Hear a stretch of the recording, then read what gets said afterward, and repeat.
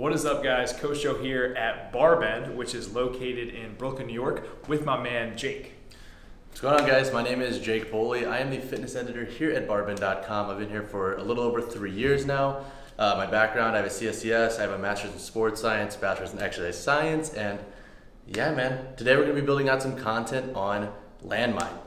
Yeah, so as you guys know and you've been following me, documenting the journey of me getting into the sport of Brazilian Jiu-Jitsu, I'm just trying to find some different training modalities to implement in my programming, and he had this awesome idea. I've actually never covered the landmine press on my channel before. He's all about it, so he's going to take us through basically how to set it up. We're going to go through a push, pull, leg, and some core and rotational work, giving you guys 5 kick-ass exercises to just be a lean, mean, strength machine, right, dude? Let's do it. All right, so one of the issues that people run into with landmine exercises is finding the best way to set it up. So if you're not in a great gym that already has the implement, you don't want to jam the barbell into a corner, especially if that's a concrete corner, and chip up the barbell in the corner, because I guarantee you there are going to be people coming after you if you do that. So there are a couple different ways you can set it up. One way is just having the barbell down and putting a plate over it, but one way that I prefer is actually using 2 dumbbells. And granted, this only works if they are rubber capped, using them as a caddy corner. So taking 2 dumbbells, positioning them as so. So basically what we're gonna do is try to create like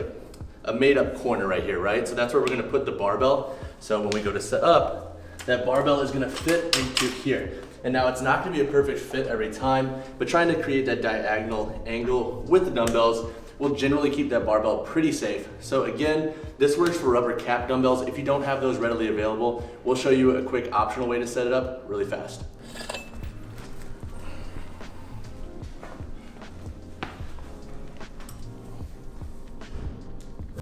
All right, so the first movement we're gonna break down is the landmine press, and a couple different variations for Joey to try and why he would do some of those variations.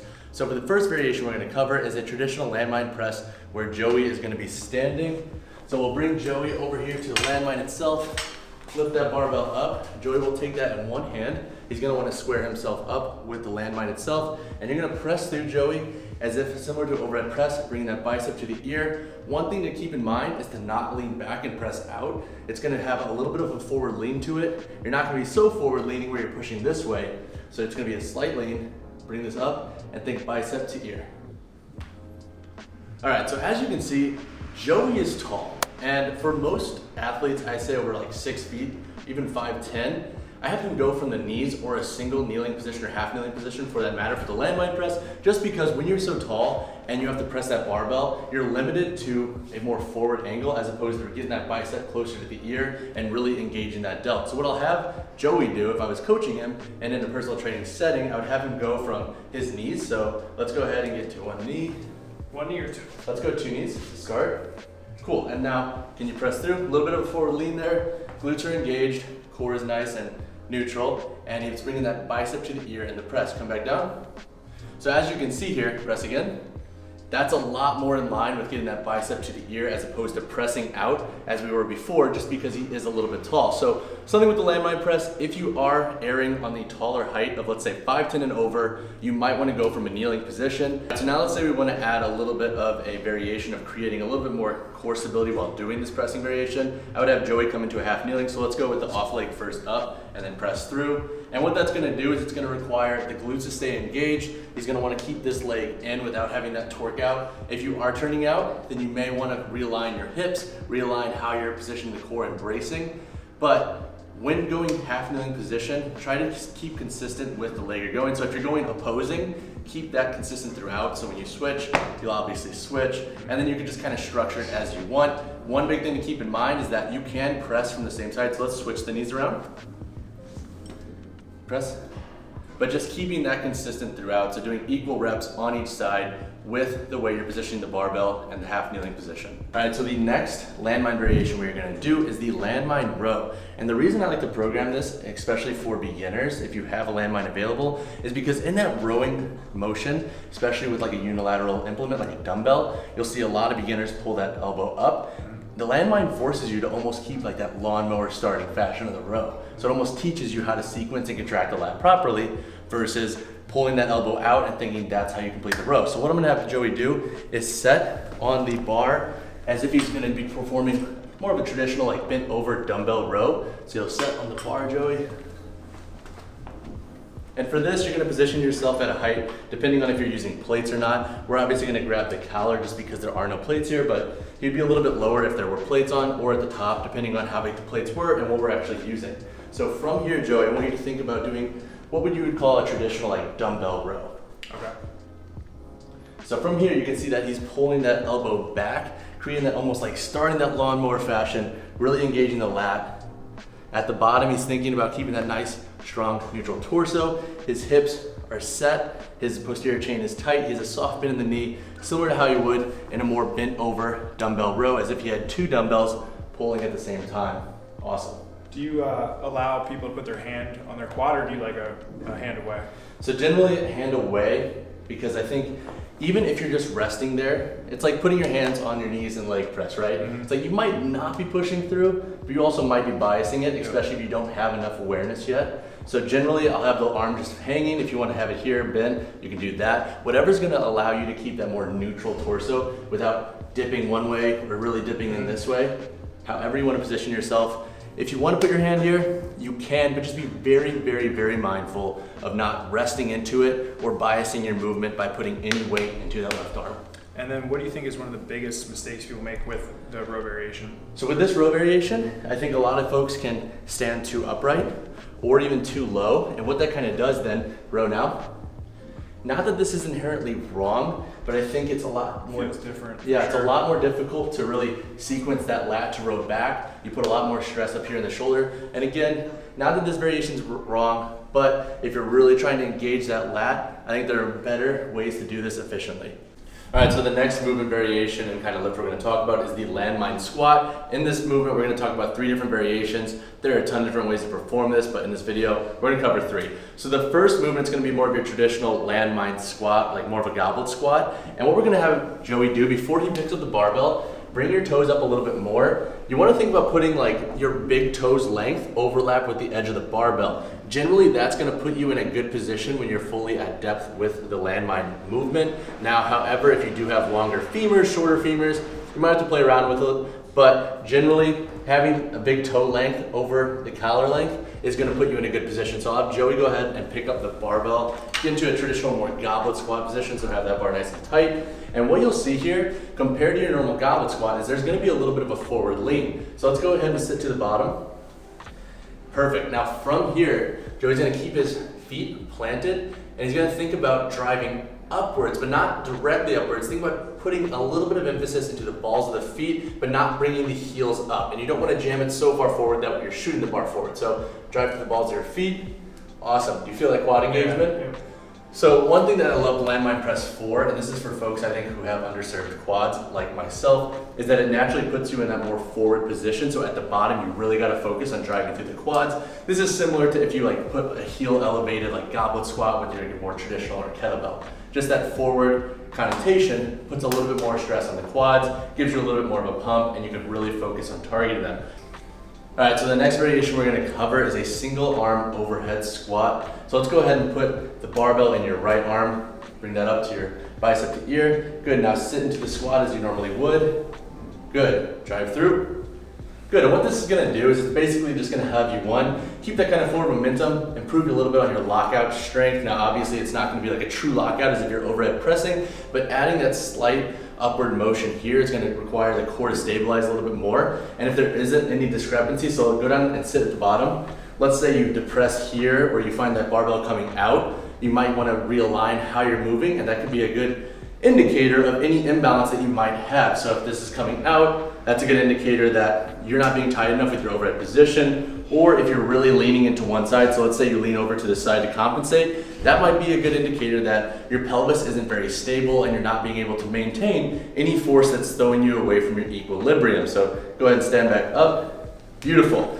All right, the final landmine squat variation is going to be the split squat, and nailing this comes down to your overall setup. And again, there might be some discrepancies based on how you're built. We're not all built like Joey, unfortunately, but to have him get into position, I'm going to ask Joey to kind of keep in mind with his split squat position and how he normally positions, and I want him to think about putting that barbell in the middle of what his normal stance would be. So go ahead and get into position. So he's about like I would say a foot in between his feet. So he's gonna put that barbell in between, and then he's gonna bring that front foot up to the point to where the edge of the barbell is in line with his heel. And now from here, Joey's gonna go ahead and put that into a goblet squat position, and then go into a split squat, beautiful, and come up. And I want him to think about really driving through the quad and kind of that ball of the foot at the bottom, similar to how we did the other squat variations.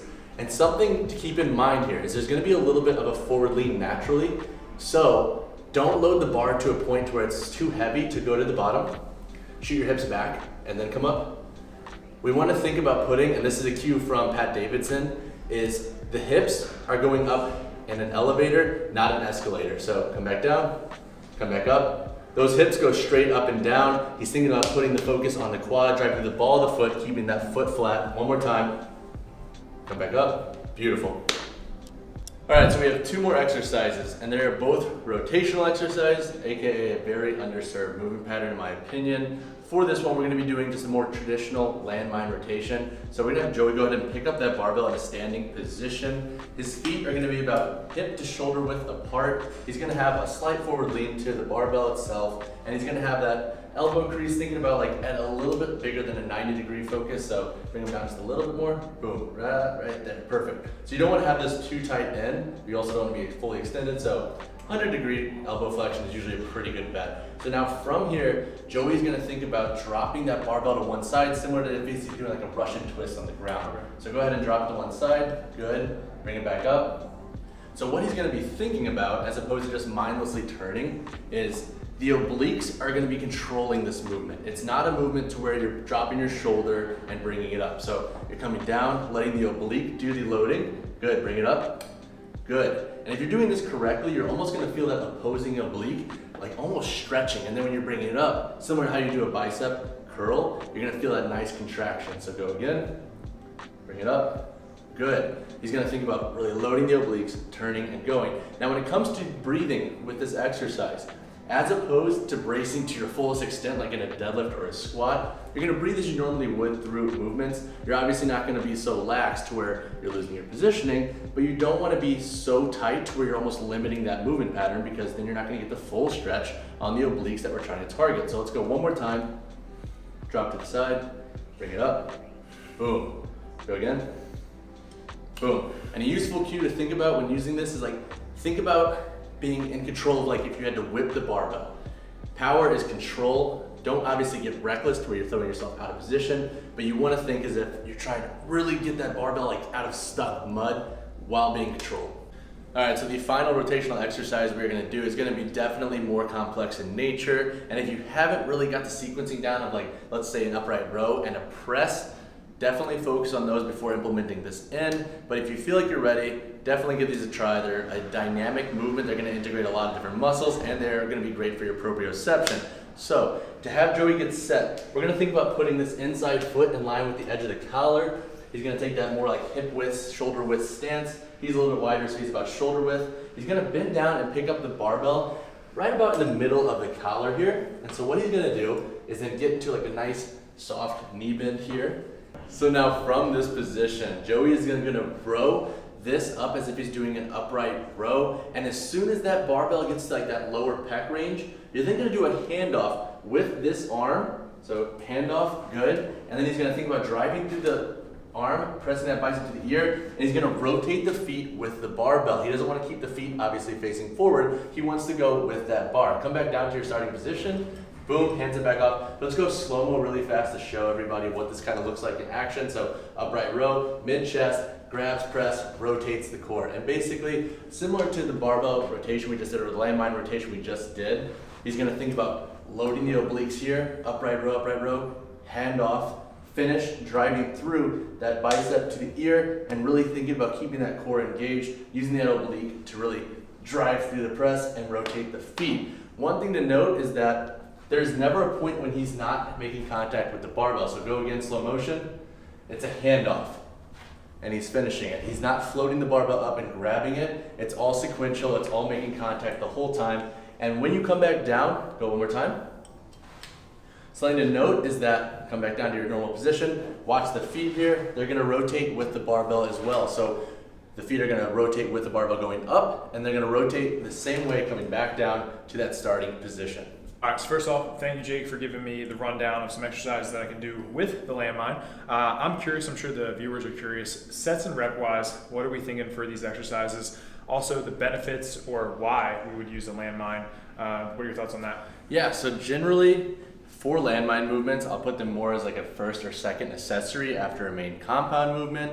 Why is that? Just because you can't load them as heavy. So obviously if your goal, for example, if you're doing landmine presses, is to press more weight, you can only load that to a certain degree, and obviously that's never gonna replace as much weight that a regular overhead press can do. So doing these as a first accessory is a great way to get extra volume, but also they're a little bit more joint friendly. So if you do have AC joint problems like myself, they're really great for focusing on just getting in that hypertrophy and volume work without overdoing it and then beating yourself up for your next session, which could actually impede your progress. So when it comes to sets and reps, it's gonna come down to your overall goals, but generally like 3 to 4 sets, working between that like 6 to 12 rep range, depending on how you're loading the movement, how your preceding movement was loaded, and the movements after. So if you have a ton of volume, you might not want to load them crazy heavy. Obviously scale your sets and weight based on what you're doing in the program and based on your goals. All right, so when it comes to the benefits of doing the rotational movements that we went over, obviously the final movements, so that row to press is very dynamic in nature. It really teaches you a lot of proprioception with moving through space and time and rotating. With the